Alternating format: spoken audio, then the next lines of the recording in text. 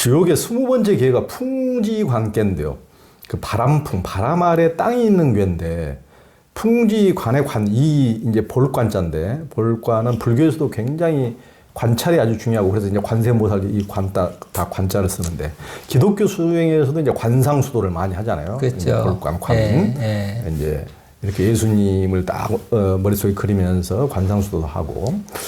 이게 풍지관의 이 관의 의미는 무엇입니까? 이것도 거의 정치적으로 말하면 그냥 이 관하는 게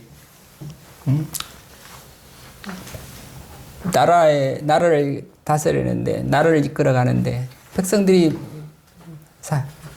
뭐랄까 그 모두가 바라는 전체의 뜻을 보기가 쉽지 않잖아요. 그걸 볼 수 있는 지혜, 그러니까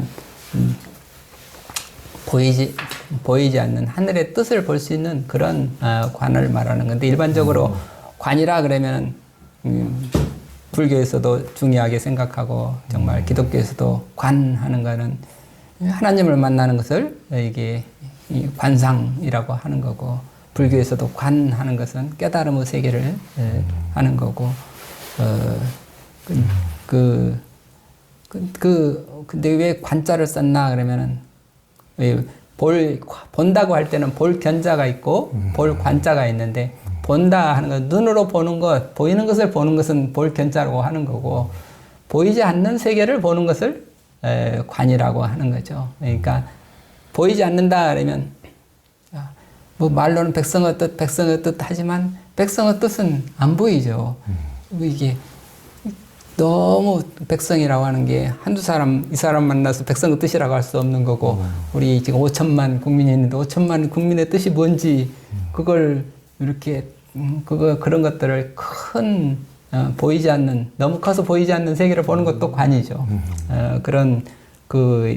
그래서 남이 그냥 눈으로 볼 수 없지만 그 마음으로 보고 영의 뜻으로 보고 영으로 보는 저 더 높은 세계의 그 어떤 보는 지혜를 갖다가 관이라고 해서, 올빼미 관자에다가 볼견자를 이렇게 붙여서 깜깜해서 볼 수 없지만, 그러나 올빼미의 눈으로 보면 그렇게 올빼미 눈이라고 하는 게 새의 눈으로 보면, 그러니까 한 차원 더 높은 세계에서 바라보면, 영으로 보면은 우리가 그 실상을 여실히 볼 수 있다.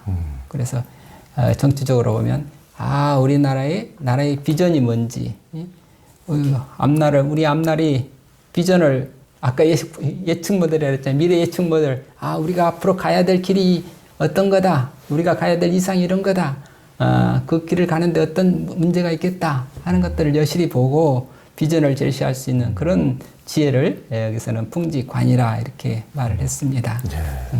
그러니까 이제 본다는 것도 한자로 표현할 때 볼견자가 있고 볼관자가 있는데, 우리가 이제 본다 그럴 때 우리가 이제 눈으로 있는 그대로를 본다 그러지만, 눈으로 보는 것은 전부 다 겉껍데기만 볼 뿐만 아니고, 그 껍데기도 있는 그대로 보는 것이 아니고 자기의 편견과 고정관념에 의해서 같은 사물과 같은 사람, 같은 상황, 같은 사건에 대해서 자기가 원래 어떤 것에 사로잡혀 있으면 다 그 시각으로 보고 막 난리 법석을 피고, 광화문에서도 이쪽 여기 시각에 휩싸였으면 이쪽 시각에서 또 난리를 피우고, 이런 식으로 자기의 어떤 상과 고정관념과 편견에서 본단 말이에요. 그러니까 그렇죠. 우리가 그것에 사로잡힌 것을 떠나서 진짜 배기를 보는 것, 여실직연하는 것, 이제 그걸 어떻게 보면 이제 관으로 이제 표현을 한 거겠죠. 그 이제 수행 수도를 하는 것도 그렇죠. 우리가 이제 겉모습을 넘어서 우리가 사욕 편정과 고정관념과 편견과 아집에 의해서 보는 것이 아니고, 있는 그런 것을 넘어서 있는 그대로를 이제 보기 위해서 그렇습니다. 이제 관상 수행도 하고 하는 거겠죠. 그렇습니다. 그러니까 자기가 어떤 생각 사고로 자기가 갖고 있는 편견, 자기가 갖고 있는 색안경을 볼 수 있어야 그걸 벗어놓고 정말 여실직연할 수 있는데, 그게 어렵죠. 자기가 이미 아까 도구마에 빠져 있듯이 미망에 빠져 있듯이 자기의 생각, 사고, 감정에 이미 딱 휩쓸려 있으면 거기서 벗어난다는 게 너무나 어려워서 이 세상 일이 이렇게 힘들죠. 주역의 21번째 괴가 활의 서합.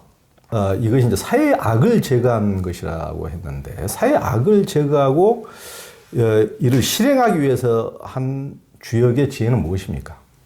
예, 그렇게 이 사회가 평화로운 세계가 화평한 세계가 이제 늘 유지가 되려면 그걸 망가뜨리는 그런 어떤 악한 세력이 있을 수 있죠. 늘 우리 흔히 있는 게 뭐 조직 폭력단이라든지 뭐 마약 유통 세력이라든지 뭐 여러 가지 뭔가 사회악이 많이 나타날 수 있죠. 그럴 때 어떻게 이 사회악을 제거하고 또 사회악을 제거하는 제거하는 데 있어서 또 그 방법이 뭔가 그럴 때 항상 활의 서합은 이 악을 제거하는 일이다. 그랬으면 그거에 대한 방법은 뭐냐? 그래서 뒤집으면 이렇게 뭐가 돼? 산화 비라고 하는 것은 아름답게 또는 조화롭게 이런 거거든요. 그래서 이 악을 척결하고 제거하는데 이거는 방법은 명벌직법 해가지고 벌을 이런 사회학자 악을 저리면 이런 벌이 있다고 하는 건 벌을 확실하게 밝혀주고 법이라고 하는 건 우리가 지켜야 될 법은 이런 거다 하는 것을 누구나 알 수 있게 해주는데 그 법의 법치를 통해서 사회악을 제거하지만 그러나 그 방법의 산화 비에서는 그렇다 하더라도 악을 제거하는 일도 법도에 알맞게 하시면서 중도를 지켜라. 여기에 이제 또 주역에서 특별히 좀 얘기하는 거죠. 중도를 지키면서 그 악을 해라. 사회 정의와 그 악을 명분으로 너무 지나치게 형벌이 가혹해지면 진시황처럼 폭군이 될 수 있고 또 너무 그게 약해지면 무능하면 또 무정부 시대가 올 수 있고 그래서 최소의 법률로 최대의 자유와 질서를 확보하는 그런 과제가 나오는데 그때 이렇게 명벌직법 하는 그 법치주의와 아울러 활의 서합이라고 하는 아름답고 중용을 취하는 좀 더 쉽게 말씀드리면 이렇게 균형과 조화를 엄격하게 법과 규율을 말하는 것도 있어야 되지만 또 자율과 또 도덕 그 세계도 있어야 되지 않느냐.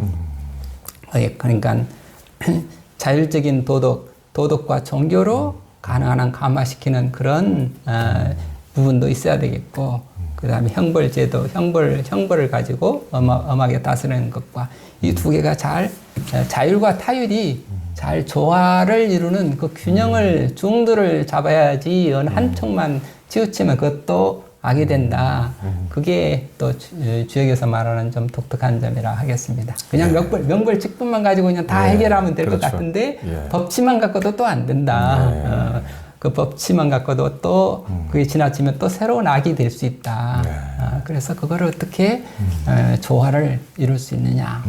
그런 부분에서 산화, 그 다음 뒤집으면 산화비라는 그런 또 지혜가 있지요. 마음을 쉬는 휴심정에 오신 당신을 환영합니다. 두려움과 불안, 화, 우울, 외로움의 한 생각을 쉬어버리니 사랑과 기쁨이 가득합니다.